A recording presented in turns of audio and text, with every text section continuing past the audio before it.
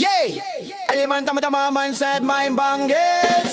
Araw-araw na lang tanong ng kapitbahay, kailan ka mag-aasawa, tumanda ka na pare. Sabi ko di ako nagmamadali, bata pa naman ako, enjoy muna sa sarili. Unti-unti kong inaabot mga pangarap ko. Trabaho rito o batayin to, dodo kayo dako. Pero mapagbiro talaga ang tadhana, kakatrabaho ko 40 na pala ako, grabe na ang bilis ng panahon. Parang kidlat sa langit, kahapon binata ngayon tito na sa isip. Biglang nagyayaan ang barkada, sabik na sabik. Pre may bagong club daw, punta tayo saglit. Sabi nila bagong bukas daw, ako naman go lang sumama. Pero pagpasok pa lang, ay naku po, parang tela sa damit, optional na lang to. Sabi nila bagong bukas daw, ako naman go lang sumama. Pero pagpasok pa lang, ay naku po, parang tela sa damit, optional na lang to. Pagtingin ko sa paligid, napakamot ang ulo. Parang kulang sa tela bawat suot ng tao, di ata uso sa kanila ang hiya. Halos pantakip lang ng konti kay morning, grabe na.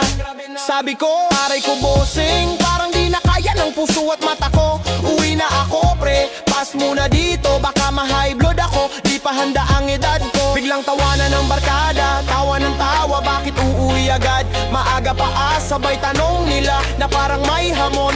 Ayaw mo ba pre, di ka ba bibemba? Sabi nila bagong bukas daw, ako naman go lang sumama. Pero pagpasok pa lang, ay naku po, parang tela sa damit, optional na lang to. Sabi nila bagong bukas daw, ako naman go lang sumama. Pero pagpasok pa lang, ay naku po, parang tela sa damit, optional na lang to. Napahinto ako sa tanong nila, Bemba, ako'y napaisip bigla. Sabi ko, wag na pre, ligo na kaya, mas trip ko na lang matulog ng maara. Napahinto ako sa tanong nila, Bemba, ako'y napaisip bigla. Sabi ko, wag na pre, di ko na kaya, mas trip ko na lang matulog ng maaga. Dati party hanggang umaga, ngayon alas 10 antok na agad.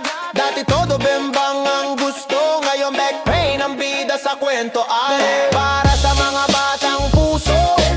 Sa amin kape na lang muna to, hindi lahat kailangan sumabay. Minsan ang tunay na saya na sa tahimik na buhay.